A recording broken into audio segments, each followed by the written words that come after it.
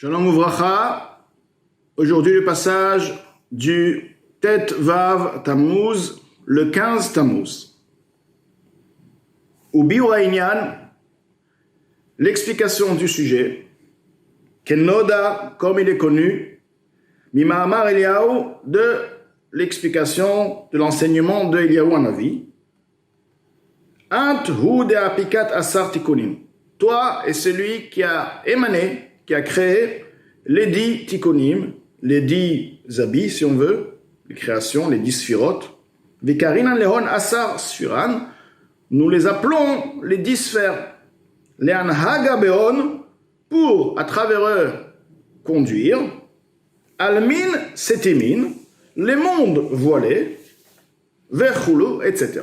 Donc les 10 sphères, le but de la création des 10 sphères est pour la création des mondes, les mondes voilés. Ant hakim velo bechochma yedia. Toi, tu es sage. Ta sagesse n'est pas une sagesse connue.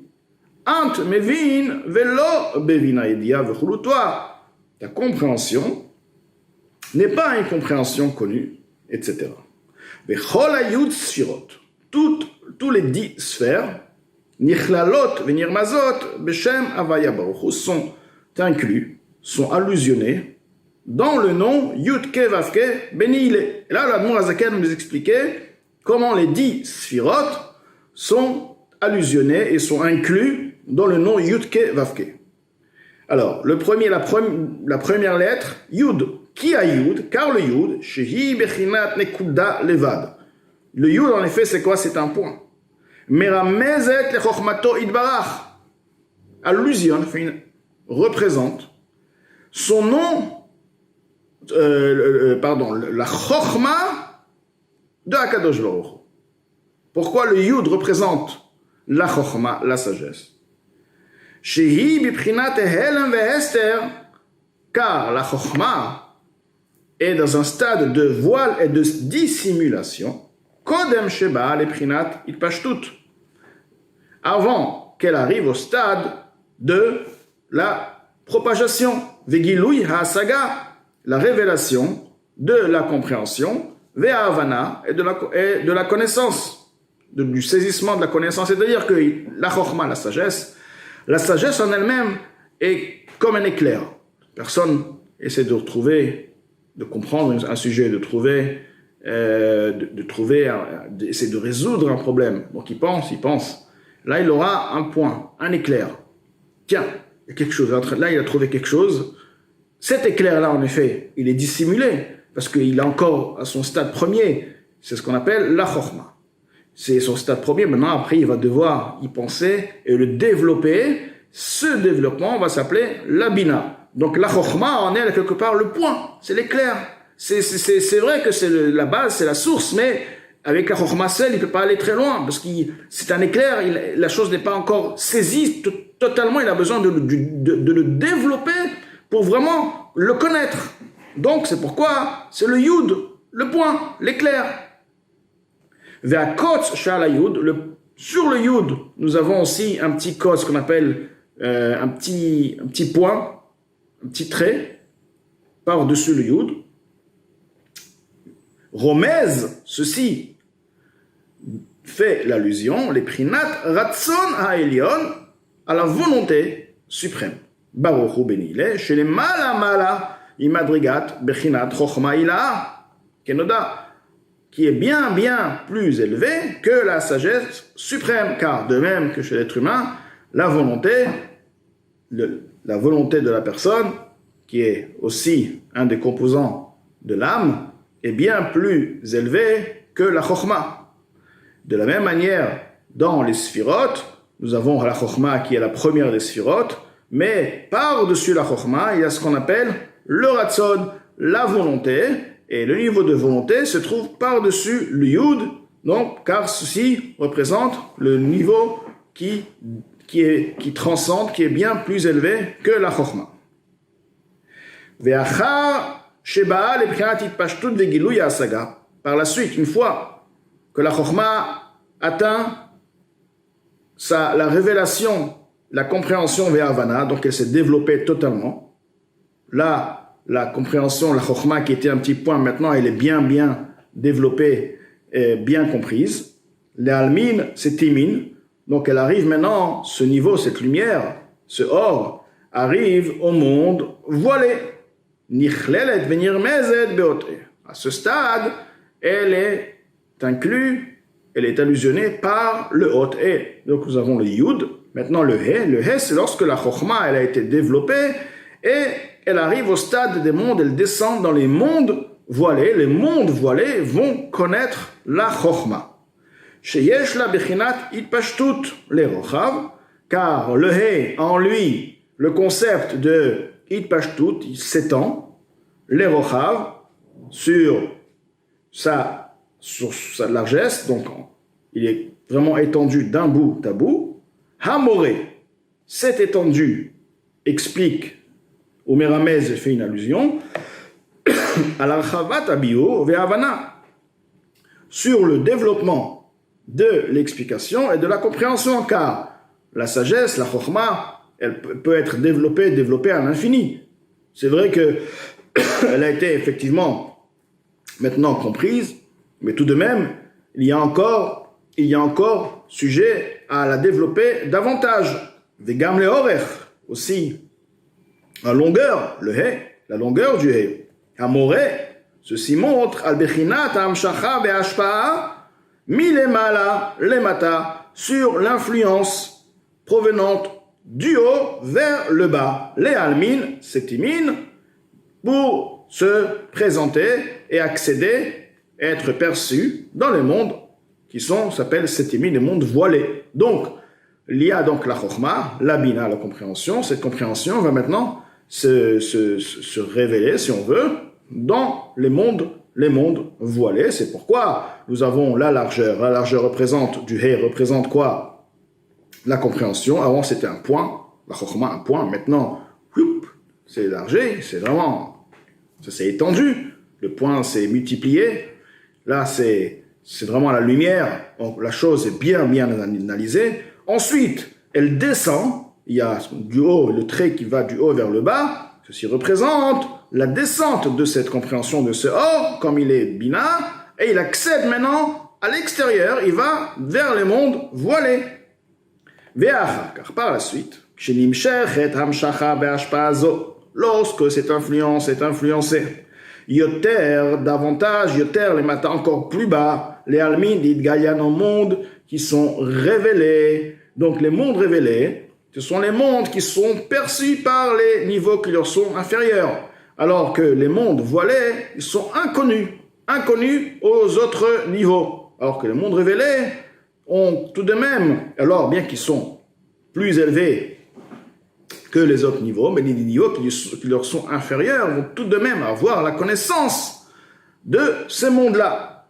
Tout de même, ces mondes révélés sont bien plus bas que les mondes voilés.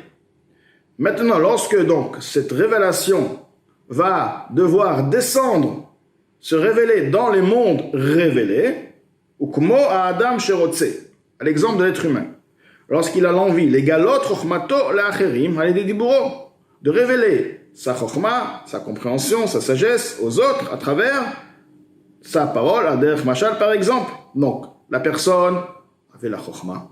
Une fois qu'il a eu la chokhma, il a eu la bina. Il a bien saisi la chose. Maintenant, il a envie de la transmettre à quelqu'un d'autre. L'extraire de chez lui pour la transmettre, ce qu'on appelle un monde révélé, à d'autres personnes.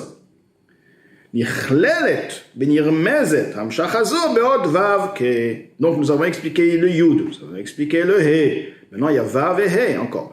Le vav et le he représentent la révélation qui va être faite dans les mondes révélés. Comment ceci est allusionné dans le vav et dans le he, qui a vav moré, car le vav montre alam shacha milmal alemata, c'est un trait. Donc, du haut vers le bas. Une influence du haut vers le bas. Donc, ceci représente bien le concept d'une révélation qui descend encore plus bas. Vegam am shachazo i alidemi datrasdo. Le vav est aussi le 6. Lorsque nous avons les gematriotes, les valeurs numériques des lettres, le vav et représente le chiffre 6. Et le 6, c'est quoi? Ce sont les 6 midot, les attributs émotionnels divins. Les 6 midot, déjà il y a le chesed, la première mida, donc c'est le chesed, la bonté. Ce qui dit l'Admour HaZaken dans les mots, pour permettre à ce que cette révélation soit aussi descende à un monde bien plus bas, il faut qu'il y ait une révélation d'un chesed, d'une bonté de vouloir faire du bien, vetuvo, ushar midotav akdoshot, et tous ces autres midot, émotionnels, tous ces autres facultés, on va dire, tous les attributs émotionnels divines, saintes, anichlalot bederech klal, qui sont inclus de manière générale, bemispar shesh, dans le nombre 6. Chez le Pasuk, dans le verset, Lecha Hashem Agdula, il est dit, toi Hashem, la grandeur, v'chulu, etc. Ad Lecha Hashem Amlacha, v'chulu, jusqu'à ce qu'on dit par la suite, Lecha Hashem Amlacha, toi, à toi revient la royauté, v'chulu. Velo ad bichlal, mais la royauté n'est pas inclue dans les midot, dans les 6 midot. La royauté, en fait, c'est la 7e. Et pourquoi elle n'est pas inclue? Elle est mentionnée, Lecha Hashem Amlacha, elle est mentionnée à part elle-même, qui midat malchuto itbarach nikret beshem dvar Hashem. Car à la différence des autres midot, des 6 midot, eux représentent le côté émotionnel, alors que malchut, c'est pas de l'émotion. Malchut, ce n'est pas un sentiment divin, c'est plutôt la parole de Hashem. Comme la parole, c'est une révélation. C'est pas à travers la parole, on va révéler des émotions qui sont investies dans la parole, mais la parole en elle-même est une parole. Donc, n'est pas un sentiment. Donc, la parole divine, c'est Malchut, veut dire, en effet, c'est la révélation qui est la parole. Comme il est écrit, Ba'asher Dvar Melech Shilton, car la parole du roi, c'est le royaume. V'nichleret v'nirmezet be'ot he acharona shel Shem Havaya. Et Malchut est allusionné dans le he, le dernier he de Yud Ke Vav Ke. Donc nous avons expliqué que Vav, ce sont les midot, et le he, c'est Malchut, la royauté. Pourquoi? Ki plimiut ou mekor adibur hu hahevel. Car de même que chez l'être humain, la parole est composée essentiellement de par la laine. Haole minalev, qui s'élève à partir du cœur, ou mitralek lehe motzaot ape. Par la suite, une fois qu'il atteint la bouche, il se divise par les 5 voies de la phonation, des voies de la bouche. Aleph, Chet, He, Ain, Me'agaron, les lettres, Aleph, Chet, He, Ain, proviennent, se forment à partir de la gorge, etc. Donc, la laine est, si on veut, la matière première de la parole. Vegam avarata he, donc déjà la parole, c'est la laine. Vegam avarata he, i bechinat he velevad. De même aussi, si on veut prononcer le he, c'est pas vraiment une prononciation parce que he n'utilise aucune articulation, c'est hevel, c'est de la laine pure.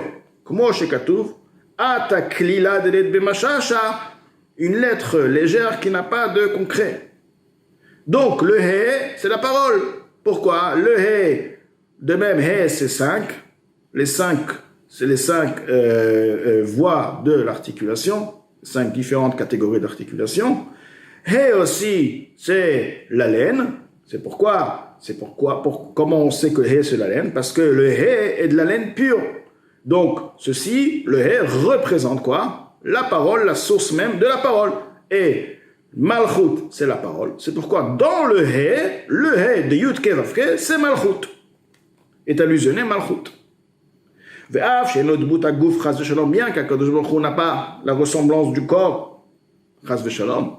Ar dibra Torah kelshon ben adam, tout de même la Torah emploie le langage des êtres humains.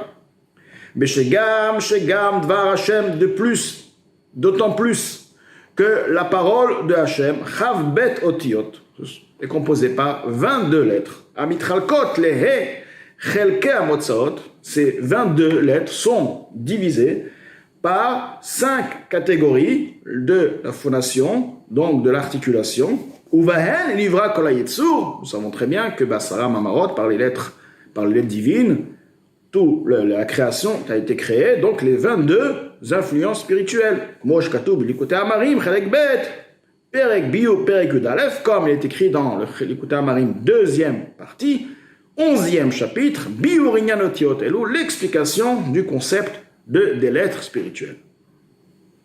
Donc, c'est ce que, donc, avec Kara, donc de là, la Noazaken nous explique que le He, en effet, représente le concept de Malchut. Yud, Chochma, Bina, He, c'est lorsque la Bina, enfin, Yud, Chochma, le He est la Bina comme elle est pour elle-même, et par la suite comme elle s'habille dans les mondes qui lui sont Olmin Stimin, les mondes voilés. Ensuite, il y a le Vav, représente une descente davantage jusqu'aux mondes qui sont révélés, les mondes révélés. Représente donc le Vav, représente les Midot, car c'est à travers les Midot, les émotions, qu'il y a cette volonté, ce potentiel de pouvoir se révéler bien plus bas. Et le He, c'est le Malchut. Donc dans Yud Ke Vav Ke, nous trouvons que Yud Ke Vav Ke, c'est le niveau interne. La lumière, les Sphirot, c'est le côté interne, l'aspect interne de la lumière divine.